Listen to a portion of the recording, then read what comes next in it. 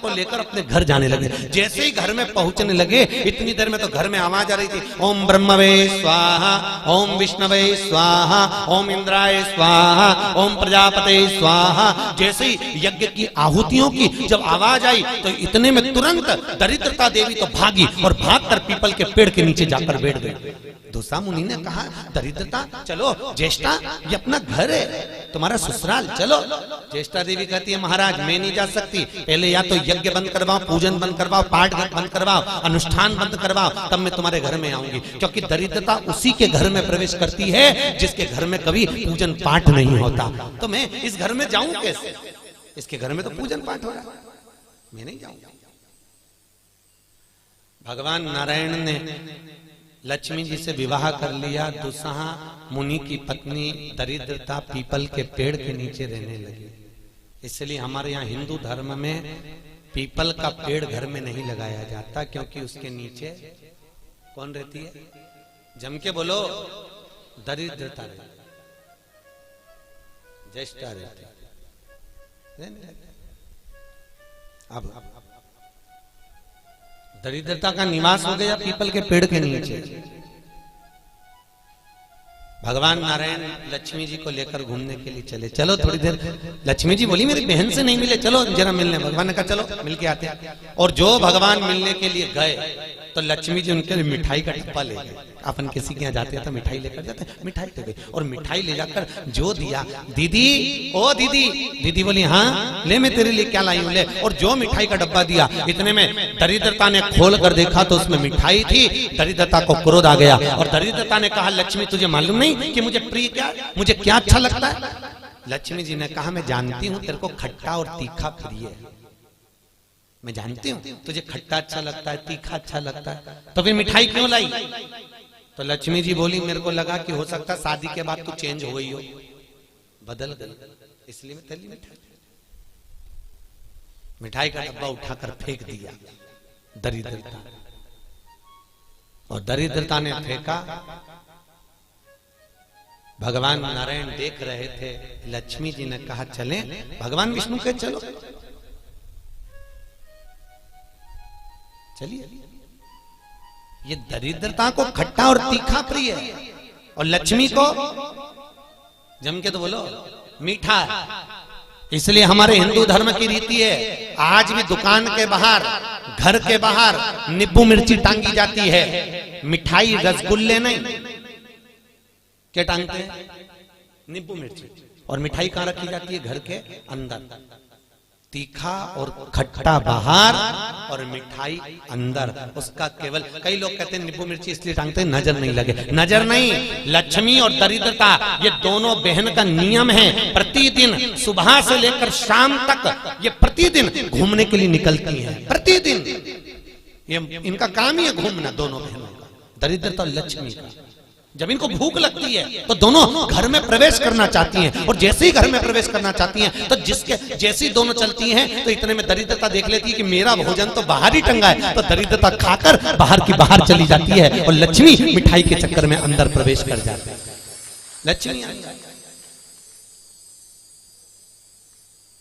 लक्ष्मी अंदर प्रवेश कर।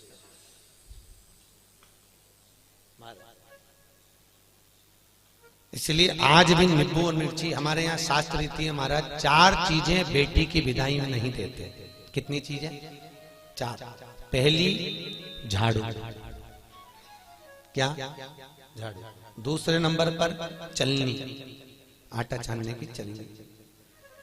दूसरे नंबर पर चलनी, तीसरे नंबर पर सुई, और चौथे नंबर पर अचार की बरनी। बेटी की विदाई में नहीं दी जाती। अगर ये 4 चीजें बेटी की विदाई में, माँ बाप ऐसे होते हैं कि कुछ सोचते ही नहीं है, मेरी बेटी जा रही है, रख दे अचार रख दे, तो माँ उन भी इतने प्रेम से अचार की बरनी भर भर के रख देती है। उनको समझाओ, जिसके घर में ये 4 चीजें मायके की चली जाती है, सुई, झाड़ू, चलनी और अचार, उसका घर फूटने में देरी नहीं लगती महाराज, याद रखिए। उसके घर में फूट डले, पति पत्नी में फूट डलेगी, सास बहू में फूट डलेगी, भाई भाई में फूट डलेगी, तो लोग कहते हैं अच्छा खासा परिवार था, जब से बहू आई तब से घर में ऐसा उपद्रव मच रहा। उपद्रव क्यों मच रहा है? उसका कारण है क्योंकि तुम उसके घर का अचार खा गए। वो बनवा के लिए ही हो, तुमने खा लिया। और अभी भी कह रहे हो हमारी बहू की माँ बहुत अच्छा अचार बनाती है, तो मंगवा लो, जा और मंगवा लो, खा।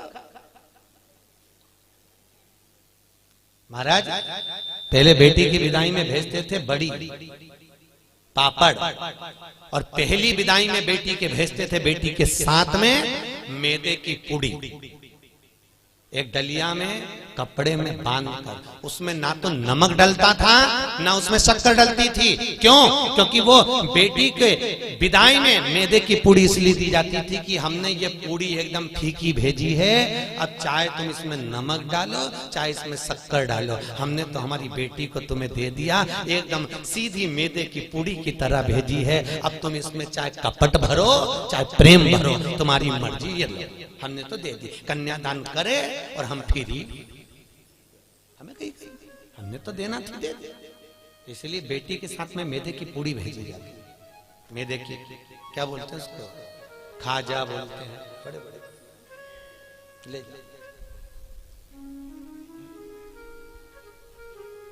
खट्टा तीखा नहीं देते। अब तो पहले तो ब्राह्मण की थाली में भी खट्टा नहीं परोसा जाता था, और तीखा भी, मिर्ची भी इतनी नहीं डालते थे कि ब्राह्मण की थाली में तीखा। आज के जमाने में तो पंडित लोग ही कह देते लाओ जरा अचार हो तो लिया बनी का,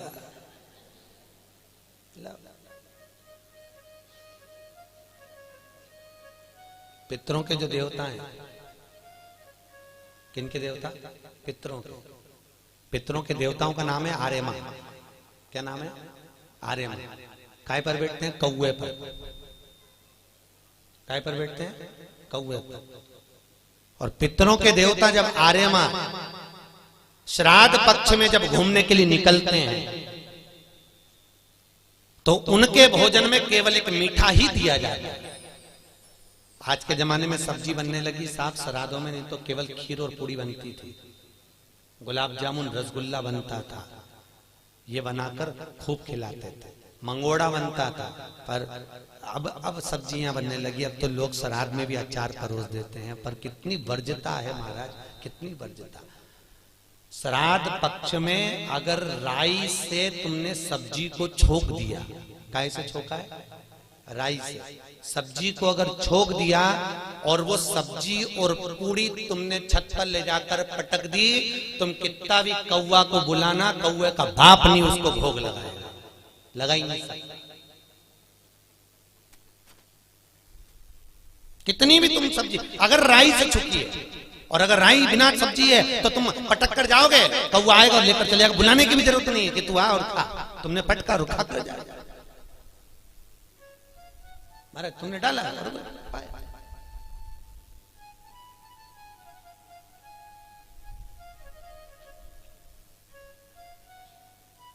उसको। हमारे यहाँ शास्त्र दरिद्रता को खट्टा और तीखा प्रिय है। इतने में भगवान जाने लगे। लक्ष्मी जी ने कहा हमारी बहन से मिलने के लिए आए हो, कोई वर दीजिए। भगवान नारायण ने कहा लक्ष्मी आज शनिवार का दिन है, जिस दिन लक्ष्मी और नारायण दोनों इस पीपल के पेड़ के नीचे आए हैं। सुन दरिद्रता देवी, इस पीपल के वृक्ष के नीचे जो शनिवार को दिया लगाएगा वो लक्ष्मी और नारायण को अपने घर ले जाएगा। इसलिए शनिवार के दिन पीपल के वृक्ष के नीचे दिया का प्रमाण है महाराज। और सुन दरिद्रता देवी, तेरे पेड़ के नीचे जो खाली हाथ आएगा तू उसके घर में प्रवेश करेगी, और जो भरे हाथ से मतलब पानी का लोटा ले जाओ, कंकु ले जाओ, चावल ले जाओ, रोली ले जाओ, कुछ भी, जरा सी शक्कर ले जाओ, गुड़ ले जाओ, आटा ले जाओ, पर पीपल के पेड़ के नीचे कभी खाली हाथ मत जाओ। अगर तू खाली हाथ कोई आया तो तू उसके घर में प्रवेश करे। दरिद्रता देवी बोली ये तो तूने अपने अपने मन की बात कर ली लक्ष्मी, मेरा क्या पीपल के वृक्ष के नीचे। इतने में तुरंत भगवान बोले तू बोल तुझे क्या चाहिए। दरिद्रता देवी बोलती है 7 दिनों में एक दिन मेरा होना चाहिए पीपल के पेड़ के नीचे। भगवान ने कहा मांग ले, केवल एक रविवार का दिन इस पीपल के वृक्ष के नीचे मैं अपने पति को रिझाने के लिए नृत्य करूंगी, और अगर कोई रविवार के दिन पीपल के पेड़ के नीचे आएगा तो मैं उसके घर में हमेशा के लिए जाकर विराजमान हो जाऊंगी। भगवान ने कह दिया तथास्तु, तथास्तु। इसलिए केवल एक संडे का दिन ऐसा होता है जिस दिन पीपल के पेड़ के नीचे दिया नहीं लगाया जाता, बैठा नहीं जाता, प्रणाम नहीं किया जाता, परिक्रमा नहीं लगाई जाती। केवल जिनकी दीवालों पर कहीं पीपल लग जाता है ना, किसी किसी के घर में लग जाता है दीवालों के ऊपर, तुम कितना भी पीपल उखाड़ना वो वापस लग जाएगा, फिर उखाड़ो फिर लग जाएगा। पर पीपल उखाड़ने का भी एक प्रमाण है, अगर पीपल को उखाड़ना है तो केवल एक रविवार के दिन दीवाल के सामने जहां से पीपल उखाड़ना है वहां पर नींबू और 7 मिर्ची रख दीजिए और उसके बाद पीपल को उखाड़ दीजिए और नींबू को वहां पर काट कर छोड़ दीजिए। उसके बाद कभी दीवाल में पीपल लग ही नहीं सकता उस स्थान। अगर एक बार आपने उखाड़ा और उसके बाद नींबू मिर्ची मार दिया, क्योंकि वो खाकर अपना भाग ग्रहण कर कर दरिद्रता चली जाती है, उसके बाद पीपल वहां नहीं लग सकती। लगे दरिद्रता का शास्त्र कह रहा है भगवान जितने स्वरूप में विराज रहे हैं, भगवान ब्रह्मा जी कर रहे हैं, ये नारायण का मस्तक का है, इनका चरण का है। भगवान विष्णु बोले ये मेरे भगवान, ये मेरे पिता है। और पिता के मन के बात को जानना, पिता के भाव को जानना, पिता और माता को पहचानना, ये बहुत कठिन बात है साहब। दुनिया का कोई व्यक्ति अपने माँ बाप को नहीं जान सकता।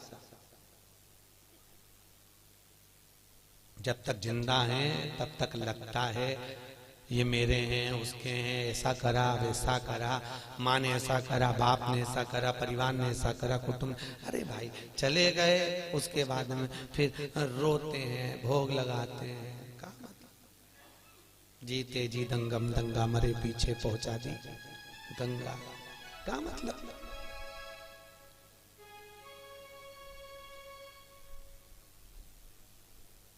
बड़ा बड़ा पीछे।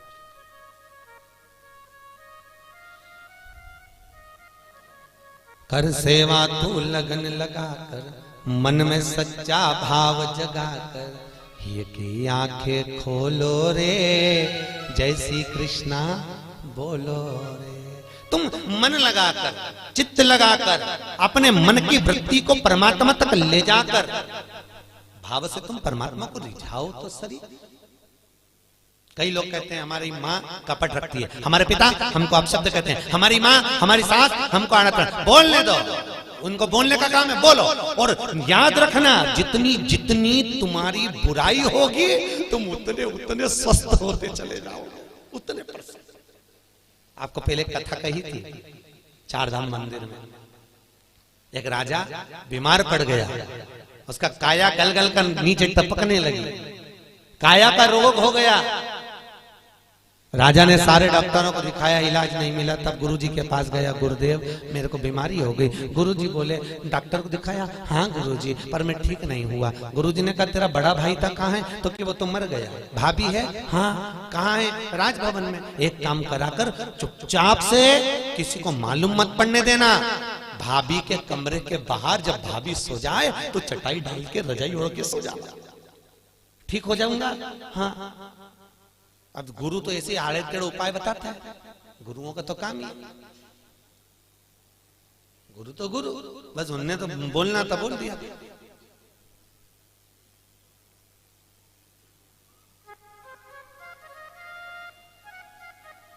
तो गुरु तो गुरु।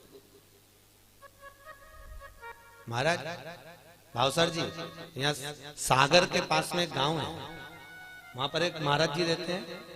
और किसी को सांप डस लेता है ना, तो भले वो हॉस्पिटल में पड़ा हुआ, सांप डस ले और वो फोन पर उनसे बात करा दो महाराज से, वो महाराज वहां से कुछ नहीं कहते, केवल गाली बकते, लपक के उसके कान में, और 15 से 20 मिनट में सांप का जहर उतर जाता। अब गुरु तो गुरु की मर्जी, उनका मन। ये यहीं की बात है। तुम्हारे उज्जैन के पास में कौन सा गांव है बाबा? आगर के आगे एक गांव है कोई सा, वहां बिच्छू का जहर उतारा जाता है। किसी को बिच्छू काटा हो तो उसको ले जाए और ले गए, या कुत्ता काटा हो तो ले जाओ और ले गए। जैसे ही तो वैसे ही तुमने बस जाके किया, महाराज इसको कुत्ता काट गया, वो उठ के आएगा, बोलेगा चलेगा कुछ नहीं, और ऐसा देगा धर के गाल पे और कहता जाओ अड़भंगी। गुरु गुरु अड़भंग, ये गुरु का दर्शन कर रहे आप, एक अड़भंग होंगे। हम भले ना मिले हैं पर उनका स्वरूप कह रहा है कि अड़भंग होंगे। जा कर ले, मैं बैठा जा, गुरु है अड़भंग सोचता नहीं। गुरु केवल बता देता है जा ऐसा कर ले। वो गुरु गुरु होता है, उसके जीवन में उसने जो भजन करा होता है उसका प्रताप की पुण्यता देता है वो कि तू कर। गुरु जी ने कहा भाभी है, हाँ उसके कमरे के बाहर जाकर चादर डाल के सो जा। गुरु जी उससे ठीक हो जाऊंगा, बिल्कुल हो जाएगा, जा तू सोया। एक नौकरानी ने देख लिया, राजा तो भाभी के कमरे में जाके सोता। बताओ भाई मर गया तो इतना खोला राजा। उसने दूसरी नौकरानी से कहा, दूसरी तीसरी से कहा, तीसरी चौथी से कहा, पूरे नगर में बात हो गई कि राजा इतना कपटी इतना खोला कि भाभी के कमरे में जाके सोता, भाई मर गया। पूरे नगर में बात हो गई, लोग थू करने लगे और राजा का शरीर एकदम बढ़िया चकाचक हो गया, एकदम बढ़िया। राजा नारियल लेके गुरु जी के पास गया, गुरुदेव मैं ठीक हो गया। पर गुरुजी में ठीक हुआ कैसे ये तो बता दो।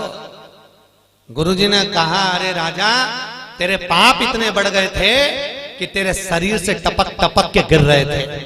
उन पाप को समाप्त करने के लिए मैंने चारों तरफ तेरी इतनी बुराई करवाई कि तेरा पाप कट गया, और पाप कट गया तो तू ठीक हो गया। तो याद रखना, तुम देखना एक बहू और एक सास, बहू की उम्र 25 साल की रहे, 30 साल की रहे तो कहीं उसका घुटना दुखे, कहीं कमर दुखे, कहीं पीठ दुखे, कहीं सिर दुखे, 24 घंटा बहू का कुछ ना कुछ दुखता ही रहे। और एक बूढ़ी सास 70 साल 60 साल की तो भी मंदिर दौड़ दौड़ के चली जाए, चकाचक घूमती फिरे, ना हाथ दुखे ना पांव दुखे। तो कई बहुओं को लगे हमारी सास तो देखो गजब की साहब, 70 साल ने अभी भी महाकाल की आरती करे, ने अभी भी मंगला करे, ने अभी भी दौड़ी जाए और अभी भी ऐसा कर ले, अभी भी वैसा कर ले। तो कारण क्या है उसका? केवल इतना सा कारण है कि बहू सास की इतनी बुराई करती तो सास चकाचक होती चली जाती, एकदम बढ़िया चक चक चक।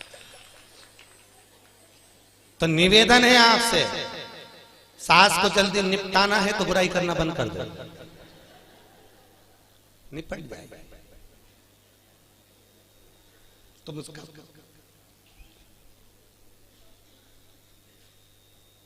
तुम बुराई करना बंद करो, जल्दी निपटेगी। और तुम जितनी बुराई करती रहोगी वो उतनी सद तैयार।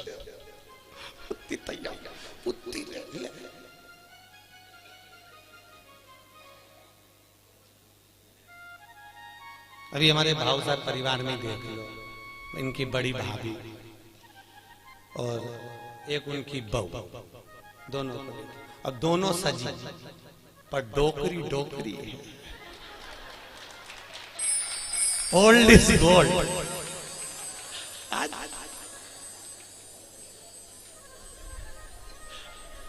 राधे ओल्ड भगवत हम समझ गए, हम सुबह गए थे तो हमने जान लिया कि ये दवाई का असर, ये सत्संग का असर।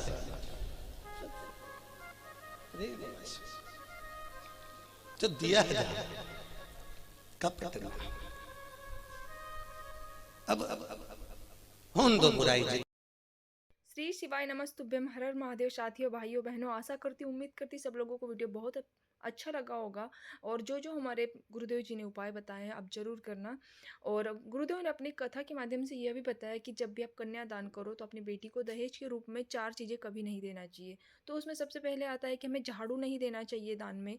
उसके बाद दूसरा आता है कि बेटी का कन्यादान करते समय उसको छलनी भी दहेज के रूप में नहीं देते हैं। तीसरा आता है कि उनको सुई भी नहीं दिया जाता है। और चौथा है कि आचार की बरनी या आचार बेटी को कभी भी कन्यादान के रूप में नहीं देना चाहिए।